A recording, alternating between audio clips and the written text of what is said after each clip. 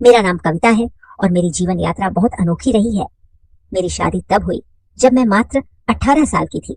उस समय मुझे जीवन के संघर्षों के बारे में बहुत कम जानकारी थी, लेकिन जैसे जैसे समय बीतता गया मैंने हर उतार चढ़ाव का सामना किया और सीखा कि संघर्ष और प्रेम से हर मुश्किल को पार किया जा सकता है। मेरी उम्र से काफी बड़े और बहुत ही अच्छे और जिम्मेदार व्यक्ति से मेरी शादी हुई थी। हमारे बीच का प्रेम बहुत गहरा था। हम दोनों ने मिलकर अपने परिवार को खुश रखने की पूरी कोशिश की। 2 साल बाद हमें एक बेटा भी हुआ और मैं मां बन गई। उस समय मैं केवल 20 साल की थी और मेरा बेटा मेरे लिए किसी उपहार से कम नहीं था। मैंने उसे अपनी दुनिया मान लिया और उसकी परवरिश में कोई कमी नहीं छोड़ी। जैसे जैसे मेरा बेटा बड़ा होता गया, मेरे पति और मुझे परिवार के लिए कड़ी मेहनत करनी पड़ी। फिर एक दिन अचानक मेरे पति का निधन हो गया। यह मेरे जीवन का सबसे बड़ा सदमा था। मैंने कभी सोचा भी नहीं था कि मेरी दुनिया इस तरह से बदल जाएगी। मेरे सामने एक नया संघर्ष था। अब मुझे अपने बेटे के साथ जीवन बिताना था, लेकिन उसे जिम्मेदारी का कोई अनुभव नहीं था। उसने हमेशा अपने पिता के साए में जीवन जिया और कभी कल्पना भी नहीं की थी कि एक दिन उसे परिवार का बोझ उठाना पड़ेगा।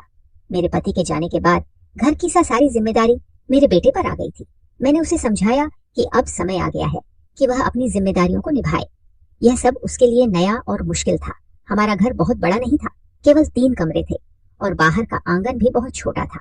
घर में सिर्फ एक ही बाथरूम था और मेरी आदत थी कि मैं रोज नहाने जाती थी, लेकिन जब से मेरे पति इस दुनिया से चले गए हैं, नहाने के दौरान मुझे कुछ अजीब सा लगता है, जैसे कोई मुझे देख रहा हो। एक दिन मुझे ऐसा महसूस हुआ तो मैंने बाहर देखा, लेकिन वहां कोई नहीं था।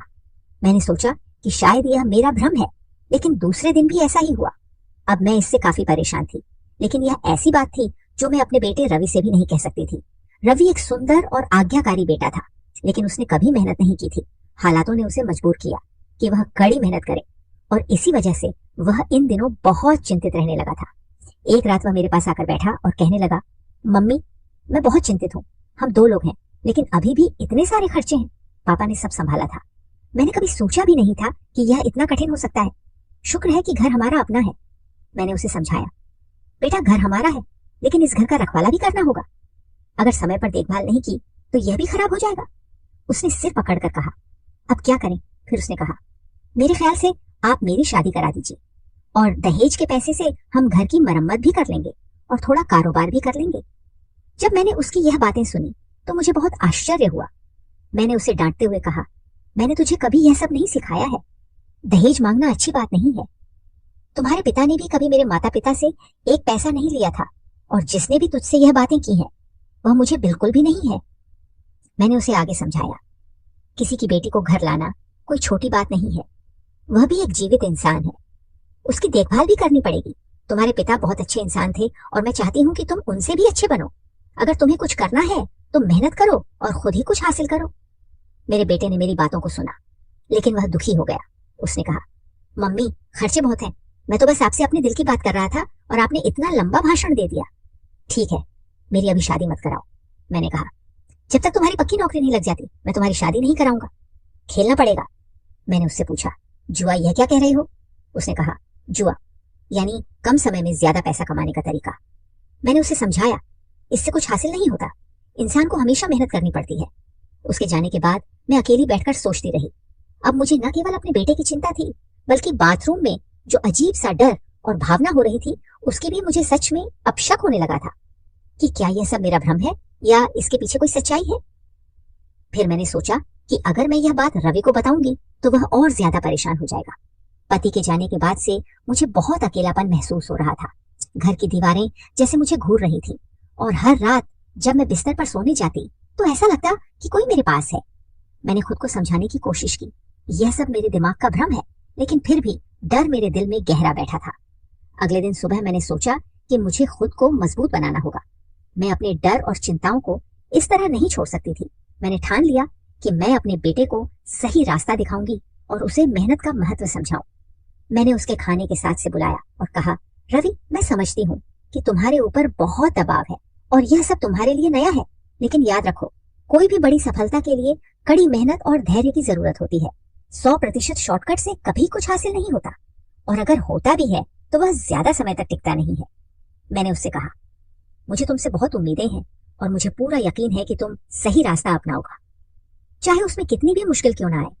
उसने बस सिर हिला दिया और खाना खत्म किया।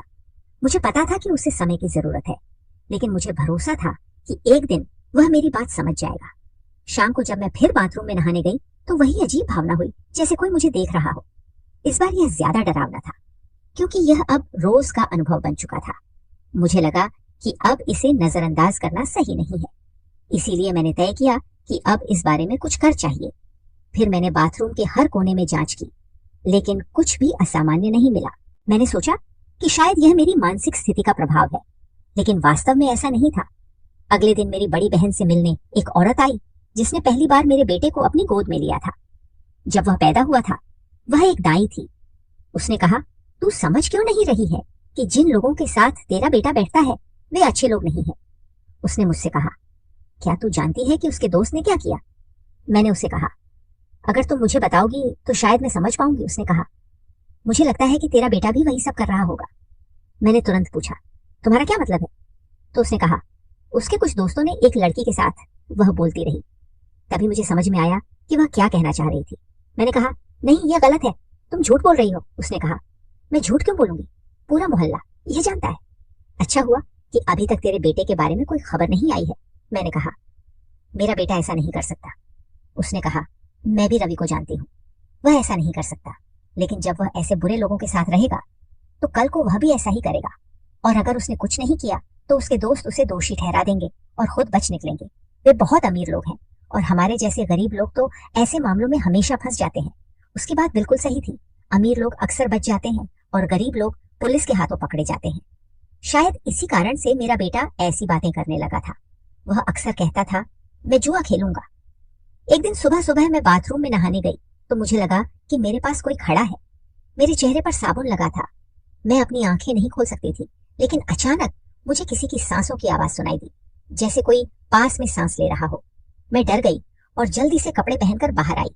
बाहर आकर मैंने देखा कि सामने मेरा बेटा खड़ा था। उसकी हालत देखकर ऐसा लग रहा था कि वह भाग कर आया हो। मैंने उसे लगातार पूछा, क्या हुआ? उसने कहा, मम्मी, तुम परेशान लग रही हो। मैंने उसकी तरफ देखा और कहा, तुम मुझसे ज्यादा परे लग रहे हो। क्या हुआ? उसने कहा, ऐसा कुछ नहीं हुआ है, तुम ही बताओ क्या हुआ। मैं उसे क्या बताती? मैंने उससे पूछा, जब तू बाहर से आया था तो क्या तूने यहाँ से किसी को जाते हुए देखा? उसने आश्चर्य से पूछा, इसका क्या मतलब है? अगर घर में कोई होता तो मैं उसे जिंदा नहीं छोड़ता। मैंने उसे शांत किया और कहा, पहले पूरी बात तो सुन। मैंने उसे सब कुछ बताने की कोशिश की, लेकिन मैं शर्म महसूस कर रही थी। उसने कहा, मैं अभी अभी बाहर से आया हूँ और यहाँ कोई नहीं था। अगर होता तो गली में आसपास कोई दिखता। मैं सोचने लगी कि अगर कोई नहीं था तो मुझे ऐसा अनुभव क्यों हुआ। ये क्या था? वह इतनी जल्दी भाग नहीं सकता था।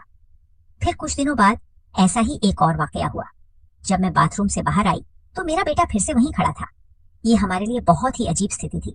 मुझे क्यों ऐसा लगता था कि कोई मुझे देख रहा है, और फिर जैसे ही मैं बाहर आती, मेरा बेटा हमेशा मेरे सामने खड़ा होता था। हमारे घर में मेरे बेटे के अलावा कोई और नहीं था।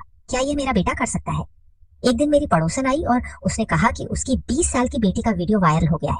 मैंने पूछा, कैसा वीडियो? उसने कहा, वही वीडियो जो इन दिनों वायरल हो रहा है और तहलका मचा रहा है। मैंने कहा, ये तो बहुत ही बुरा है। उसने कहा, तुझे पता है कि वीडियो किसने वायरल किया? यह सब सुनकर मैं आश्चर्यचकित हो गई और सोचने लगी कि यह समाज किस दिशा में जा रहा है। उसने कहा कि रेखा का वीडियो उसके पति ने वायरल किया है। दोनों यानी रेखा और उसका पति इस मामले में शामिल है। उसने यह वीडियो लाखों रुपयों में बेचा है। वह कहता है कि कुछ दिनों बाद लोग इसे भूल जाएंगे और जब कोई पूछेगा तो कहेगा कि वह वीडियो फर्जी था। मैंने आश्चर्य से पूछा, तुझे ये बात कैसे पता चली? उसने कहा, यह सब अब आम बात हो गई है। एक पति सिर्फ पैसे कमाने के लिए अपने पत्नी का वीडियो वायरल कर रहा है। हम नहीं जानते कि समाज किस दिशा में जा रहा है। हमें बस अपने बच्चों का ध्यान रखना चाहिए। उसकी भी एक युवा बेटी थी जिसका नाम पूजा था। वह चाहती थी कि पूजा की शादी मेरे बेटे रवि के साथ हो। पूजा भी मुझे बहुत पसंद थी।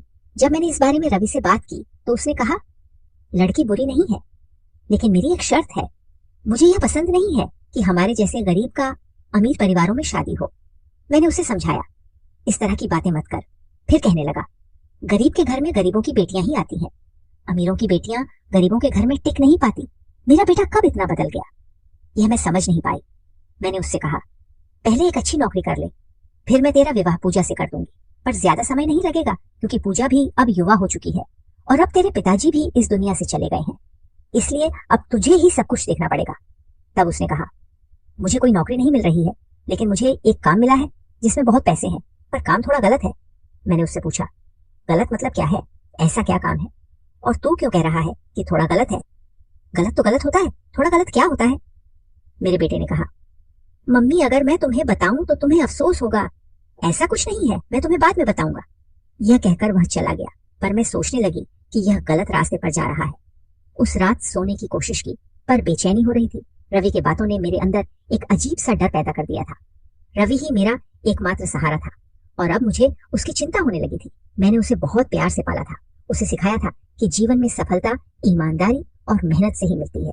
पर अब ऐसा लगने लगा था कि वह मेरे शब्दों को भूलकर गलत रास्ते पर चलने लगा है।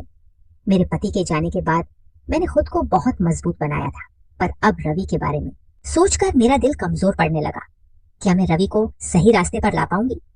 मेरे मन में बस यही सवाल घूमने लगा था, जब से मुझे पता चला कि रेखा के पति ने उसका वीडियो वायरल किया था। ये बात सुनकर मेरे दिल में एक अजीब सी अड़चन आई, और फिर मैंने सोचा कि मेरे साथ भी कोई ऐसा कर सकता है। कोई मुझे बार बार देख रहा है और मेरा वीडियो बना रहा है, और मुझे इसका पता भी नहीं। ये सोचकर ही मेरा दिल दुखने लगा। मैंने अपना पूरा जीवन अपने पति के साथ बहुत अच्छे से बिताया था।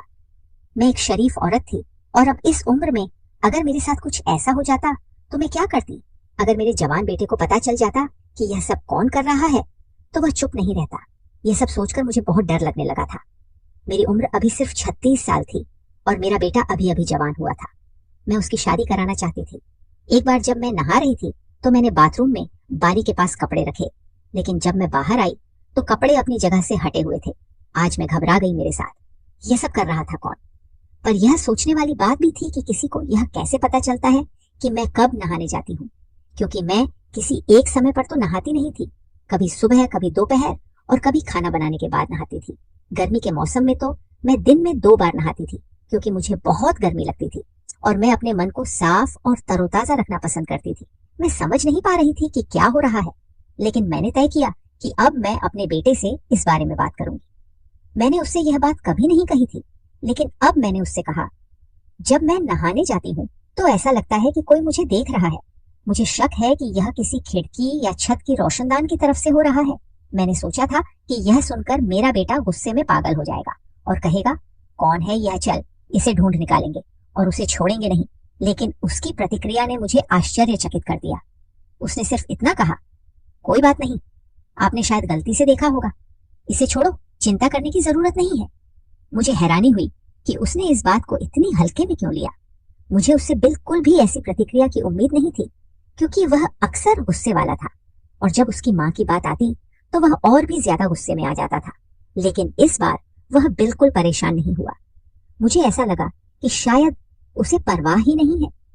उसकी इस प्रतिक्रिया के बाद मैंने फिर से यह बात न करने का फैसला किया और सोचा कि मैं खुद ही पता लगाऊंगी कि यह सब कौन कर रहा है। अगले दिन मैंने अपनी योजना के मुताबिक काम किया। मैं रोशनदान के पास खड़ी होकर यह देखने लगी कि कोई मुझे देख रहा है या नहीं। फिर मैंने देखा कि वहां से शरीर का कुछ हिस्सा दिखाई दे रहा था। मेरा दिल तेजी से धड़कने लगा। जो मैंने देखा उसे देखकर मेरी आंखें चौड़ी हो गई। वहां एक आदमी खड़ा था जो अपना चेहरा छुपाने की कोशिश कर रहा था। वह धीरे धीरे ऊपर की तरफ जा रहा था, जैसे कोई रोशनदान से निकलने की कोशिश कर रहा हो। मेरा दिल बहुत तेजी से धड़कने लगा और मैंने तुरंत खुद को छुपा लिया। अब मुझे यकीन हो गया था कि मेरा शक सही था। कोई मेरी हर हरकत पर नजर रख रहा था। अगले दिन मैंने अपनी दोस्त से कहा कि मुझे एक कैमरे वाला फोन चाहिए, क्योंकि मुझे कुछ रिकॉर्ड करना है। उसके पास फोन था, लेकिन मेरे पास नहीं था। उसने कहा, मैं तुझे 1 दिन के लिए अपना फोन दे दूंगी, पर पहले बता कि बात क्या है। मैंने कहा, अभी मैं कुछ नहीं बता सकती, तुझे बाद में बताऊंगी। मैंने अपनी दोस्त से फोन लिया और उसे ऐसी जगह पर रखा जहां से सही तरीके से रिकॉर्डिंग हो सके। फिर मैंने रिकॉर्डिंग चालू की, लेकिन जब मैंने रिकॉर्डिंग देखी तो हैरान रह गई, क्योंकि रिकॉर्डिंग ठीक से नहीं हुई थी। शायद उसके फोन का कैमरा खराब था। फिर उसका फोन बजा और उसने कहा कि उसे फोन की जरूरत है। वह लड़कियों की शादियां करवाने का काम करती थी, इसलिए मैं उसे बार बार फोन के लिए नहीं कह सकती थी। मेरे पास भी इतने पैसे नहीं थे कि मैं उस जगह को बंद करवा सकूं या बाथरूम कहीं और बना सकूं। हमारे घर की हालत पहले से ही खराब थी। मेरे पति के निधन के बाद मुझे पता चला कि उन पर बहुत कर्ज बाकी था, इसलिए धीरे धीरे लोग आकर मुझसे अपने पैसे मांगने लगे थे। मेरा बेटा का भी स्थायी नौकरी न होने के कारण वह कुछ कर नहीं पा रहा था। इन दिनों वह बहुत परेशान था। एक दिन फोन पर किसी से बात कर रहा था और उसने कहा, आजकल लोग अपनी वीडियो से बहुत पैसा कमा रहे हैं, लेकिन वीडियो बनाना इतना आसान नहीं है। और यह तो सिर्फ एक दिन की बात होती है, दूसरा वीडियो आते ही लोग पहले वाले को भूल जाते हैं। उसकी बात सुनकर मुझे आश्चर्य हुआ। मैंने सोचा, अगर कोई पति पैसे कमाने के लिए अपनी पत्नी का वीडियो वायरल कर सकता है, तो क्या मेरा बेटा भी पैसे कमाने के लिए मेरा वीडियो वायरल नहीं कर सकता? अगर ऐसा नहीं था तो मेरा बेटा ऐसी बातें क्यों कर रहा था? उसके पास कोई खास काम नहीं था। एक समय वह कार के शोरूम में काम करता था, जिससे वह थोड़े पैसे कमा लेता था, लेकिन वह नौकरी स्थायी नहीं थी। जब उसने फोन काटा तो मैं तुरंत उसके पास गई और पूछा, तू किससे बात कर रहा था? कौन सा वीडियो बनाएगा और वायरल करेगा? क्या तू भी वही करने की सोच रहा है जो उस आदमी ने अपनी पत्नी का वीडियो वायरल करके किया था, मेरे बेटे को? मेरी बात सुनकर कोई आश्चर्य नहीं हुआ। उसने कहा, मम्मी आप क्या बात कर रही हो? आप कहाँ जा रही हो? इस बात को लेकर मैं अपने दोस्त से बात कर रहा था। फिर मैंने उससे पूछा, किस बारे में बात कर रहा था? आजकल हर जगह महिलाओं के वीडियो ही वायरल हो रहे हैं, जिनमें वे या तो डांस कर रही होती हैं या कुछ और। मुझे सच सच बता, क्या तू भी कुछ गलत कर रहा है? अगर ऐसा है तो मैं तुझे जेल से भी छुड़वा लाऊंगी। यह सुनकर उसने गुस्से में जवाब दिया, मम्मी मैं ऐसा कुछ क्यों करूंगा जिससे मुझे जेल जाना पड़े? फिर मैंने उसे याद दिलाया, मैंने तुझसे कहा था ना, जब मैं नहाने जाती हूँ तो मुझे ऐसा लगता है कि कोई मुझे देख रहा है। उसके बारे में तू क्या कर रहा है? पहले तो उसने हंसते हुए इसे टाल दिया और कहा, मुझे लगता है कि आपको वहम हो गया है, ऐसा कुछ भी नहीं है। अब मुझे भी गुस्सा आ गया। मैंने उससे कहा, और अगर ऐसा हो रहा हो तो तू क्या करेगा? तुझे यह सब हटाना चाहिए और तुझे शर्म आनी चाहिए। पहले उधार के पैसे लेकर बाथरूम की स्काईलाइट बंद करवा। स्काईलाइट इतनी बड़ी है कि कोई व्यक्ति यहाँ से कूद भी सकता है। जब तेरी पिताजी ने बाथरूम बनवाया था तब ऐसा जमाना नहीं था कि इन सब बातों का ख्याल रखना पड़े। मैंने सोचा था कि यह सब सुनकर मेरा बेटा गुस्से में आ जाएगा और कुछ करेगा, लेकिन वह शांत बैठा रहा। उसने तो एक अजीब बात कह दी, अगर आपको लगता है कि बाथरूम में जाते वक्त कोई आपको देख रहा है तो आप बाथरूम में मत जाओ। मैंने इस बात को बहुत सोचा और अब समझ आ गया कि मुझे क्या करना है। इस घर में और कोई नहीं था, इसलिए मैंने अपने बेटे पर नजर रखनी शुरू कर दी। बाहर से कोई अनजान व्यक्ति घर में नहीं आता था, इसलिए मुझे आश्चर्य हुआ कि अचानक ऐसा क्या हो गया है। पहले उसे छोटी छोटी बातों पर गुस्सा आता था, लेकिन अब वह बिल्कुल सामान्य हो गया था। दूसरी तरफ पूजा की माँ बार बार कह रही थी कि उसकी बेटी मेरे बेटे को पसंद करती है। वह चाहती थी कि मैं उससे कहूँ कि वह कोई अच्छी नौकरी ढूंढे ताकि वे सगाई कर सके, लेकिन मुझे लग रहा था कि इन दिनों मेरा बेटा किस दिशा में जा रहा है यह मैं समझ नहीं पा रही थी। पूजा भी पागल थी, जिसे रवि से प्यार हो गया था। एक दिन जब मैं नहाकर बाहर आई तो रवि का फोन उसके कमरे में पड़ा हुआ था। पता नहीं मेरे दिमाग में क्या आया कि मैंने सोचा क्यों ना उसका फोन चेक करूं और देखूं कि इसमें क्या है। रवि मेरा बेटा था और उसका फोन चेक करने का मुझे अधिकार था, इसीलिए मैंने फोन उठाया और खोलकर देखा तो उसमें एक वीडियो था। वह वीडियो बाथरूम का था और उसमें जो हो रहा था वह साफ दिख रहा था। यह देखकर मेरे पैरों तले न खिसक गई, मेरी आंखों में आंसू आ गए और मेरी हालत विचित्र हो गई। मैं यह देखने के लिए फोन फिर से चेक करने लगी कि कहीं और कोई वीडियो तो नहीं है, लेकिन वहां बस एक ही वीडियो था। जब मैं वह वीडियो देख रही थी तभी अचानक किसी ने मेरे कंधे पर हाथ रखा। मैंने पीछे मुड़कर देखा तो मेरा बेटा खड़ा था। उसने देखा कि उसका फोन मेरे हाथ में था और मैं वह वीडियो देख रही थी। यह सब देखकर उसका चेहरा गंभीर हो गया और उसकी आंखों में डर की परछाई दिखाई दी। मेरी आंखों में भी एक सवाल था जिसे पूछने लगी और जवाब सुनकर मैं हैरान रह गई। मैंने अपने बेटे की ओर देखा, मेरी आंखों में आंसू थे। मैंने उससे कहा, यह सब कैसे और क्यों किया? अब उसकी आंखों में भी आंसू आ गए और उसके हाथ पैर गुस्से से कांपने लगे। उसने गहरी सांस ली और कहा, मैंने वही दिन किया था जब आपने मुझसे कहा था कि कोई आपको छुप कर देख रहा है। आप क्या सोचती हैं? जब आपने कहा था कि कोई आपको देख रहा है तो मुझे बहुत गुस्सा आया, लेकिन मुझे पता था कि मेरा गुस्सा आपको परेशान करेगा और आप वैसे भी चली जाएंगी, इसीलिए मैंने आपको कुछ नहीं बताया। फिर उसने कहा, मैंने पहले स्काईलाइट पर एक छोटा कैमरा लगाया था जिसका मुंह बाहर की ओर था, इसलिए मैं बाहर के दृश्य को देख रहा था और उसी कैमरे से मुझे पता चला कि वह लड़का हमारे इलाके का ही था, जो गली में खड़ा होकर वहां के हालात पर नजर रख रहा था। जब उसे पानी गिरने की आवाज सुनाई देती थी तो उसे समझ में आता था कि कोई अंदर नहाने गया है और फिर वह अंदर झांकने की कोशिश करता था। उसका नाम और घर का पता भी पता कर लिया है। मुझे तो ऐसा लगा कि मैं उसके घर जाकर उसे गोली मार दूं, लेकिन जब मैंने अपने दोस्त से बात की तो उसने समझाया कि ऐसा करने से कुछ हासिल नहीं होगा। उसके पास तुम्हारी माँ के कुछ वीडियो हैं जिन्हें वह वायरल कर सकता है, इसीलिए मुझे सबसे पहले वह वीडियो हटवा होगा। जब आपने मेरी बात सुनी थी, मैं उसी दोस्त से बात कर रहा था। हमने कुछ लोगों से बात की और तय किया कि हम उसे रंगेत पकड़ेंगे। हम ऐसा जाल बिछाएंगे कि उसे लगेगा कोई बाथरूम में नहा रहा है, और जैसे ही वह अंदर झांकने की कोशिश करेगा, हम उसे पकड़ लेंगे। माँ, मैं तुमसे ज्यादा गुस्से में हूँ और परेशान भी हूँ, लेकिन हमें धैर्य रखना पड़ेगा, क्योंकि ऐसे लोगों को पकड़ना आसान नहीं होता। उसे ऐसा सबक सिखाना पड़ेगा कि फिर कोई भी ऐसा करने की हिम्मत ना करे। क्या तुम्हें पता है कि हमारे पड़ोस की एक लड़की का वीडियो वायरल हुआ था? सभी ने उसके पति पर आरोप लगाया था, लेकिन असल में उस इलाके के ही एक लड़के ने यह काम किया था। वह लड़का बहुत बुरा था और उसने इलाके की कई लड़कियों को परेशान किया था। उन लड़कियों ने उससे बचने की कोशिश की, लेकिन उसने फिर भी उन्हें नहीं छोड़ा। इस बार उसने हद कर दी। मैं उस लड़के से बहुत गुस्से में था, लेकिन अब मुझे समझ आया कि मैंने अपने बेटे के बारे में गलत धारणाएं बना ली थी। मुझे लगने लगा कि मेरा अपना बेटा ऐसा कैसे कर सकता है। हालांकि उसने ने कभी ऐसा कुछ नहीं किया था, लेकिन अंदर से मैं बहुत दुखी थी। हम सब जानते हैं कि समाज किस दिशा में जा रहा है, लेकिन मुझे अपने बेटे पर गर्व था। आखिरकार मेरे बेटे ने योजना बनाई, और जब वह बदमाश लड़का स्काईलाइट की ओर देख रहा था, तो मेरे बेटे ने उसे पकड़ लिया। आसपास के लोगों ने भी उसे देखा था, और फिर सबने मिलकर उसकी पिटाई की और उसे पुलिस के हवाले कर दिया। उसका मोबाइल और बाकी सबूत मिल गए, लेकिन बाद में पता चला कि उसमें कोई वीडियो नहीं था। हालांकि उसने कई अन्य लड़कियों के भी वीडियो बनाए थे। पुलिस ने कहा कि उसके खिलाफ कई केस दर्ज किए जा सकते हैं। FIR दर्ज करवा दो और हम इस मामले की तहकीकात करेंगे। इस घटना के बाद हमने बाथरूम की स्काईलाइट भी बंद करवा दी।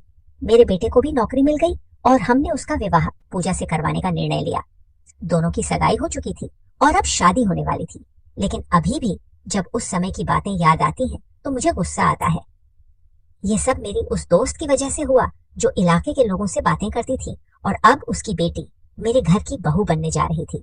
लेकिन उसकी बेटी अपनी माँ जैसी नहीं है। मेरी दोस्त बुरी नहीं है, हाँ, लेकिन उसकी हरकतें मुझे सही नहीं लगी। मेरा बेटा ऐसा कुछ नहीं कर सकता था, लेकिन उसने मेरे मन में कई नकारात्मक बातें डाल दी थी, जिससे मैंने अपने बेटे के बारे में गलत सोचना शुरू कर दिया। कैसे भूल गई कि मैंने उसे अच्छे संस्कार दिए हैं। अब जब पूजा और रवि की शादी का दिन नजदीक आ रहा था, तो रवि और पूजा की शादी की तैयारियां पूरे जोर शोर से चल रही थी।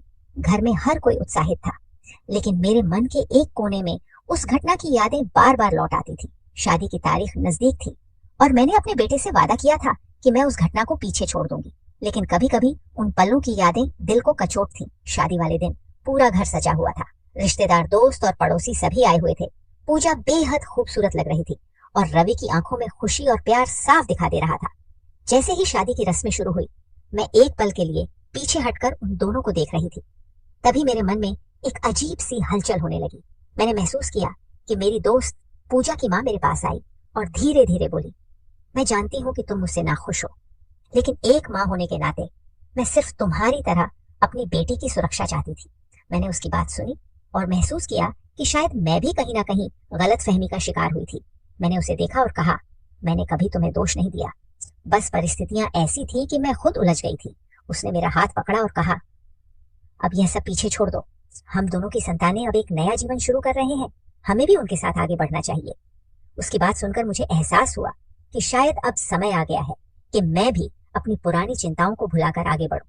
फिर मैंने उसे गले लगाया और कहा, तुम सही कह रही हो, अब हमारा काम सिर्फ अपने बच्चों को खुश देखना है। शादी की रस्में पूरी हो गई। रवि और पूजा ने सभी बड़ों का आशीर्वाद लिया। मेरे दिल में अब सुकून था। मैंने अपनी आंखों में नमी महसूस की, लेकिन इस बार यह आंसू खुशी के थे। शादी के बाद जब पूजा हमारे घर आई, तो वह मेरे पास आई और बोली, माँ, अब हम सभी को मिलकर आगे बढ़ना है। मैं आपका विश्वास और प्यार चाहती हूँ, ठीक वैसे ही जैसे आपने रवि को दिया है। फिर मैंने उसे गले लगाते हुए कहा, तुम मेरी बेटी हो पूजा, मैं हमेशा तुम्हारे साथ हूँ। उस पल मैंने महसूस किया कि रिश्तों में सबसे जरूरी चीज समझदारी और विश्वास होती है। जो कुछ भी हुआ वह अब हमारे पीछे था और हमें अब भविष्य में एक नई शुरुआत करनी थी। समय बीतता गया और हमारे घर में खुशियों का माहौल बना रहा। मैंने अपने मन की शंकाओं और डर को भुलाकर एक नई शुरुआत की। जीवन में आई हर मुश्किल ने मुझे सिखाया कि रिश्तों को मजबूत बनाए रखने के लिए प्यार और विश्वास ही सबसे बड़ा सहारा है। अब रवि और पूजा का रिश्ता समय के साथ और भी गहरा होता गया और हमारे परिवार में प्यार और एकता हमेशा के लिए बनी रही। तो दोस्तों, ये थी हमारी आज की छोटी सी कहानी। आपको यह कहानी कैसी लगी कमेंट करके जरूर बताएं। अगर आपको यह कहानी पसंद आई हो तो इसे लाइक करें और आगे भी ऐसी ही रोमांचक कहानियों के लिए हमारे चैनल को सब्सक्राइब करें और बेल आइकन दबाना ना भूलें ताकि आप हमारी कोई भी कहानी मिस ना करें। धन्यवाद।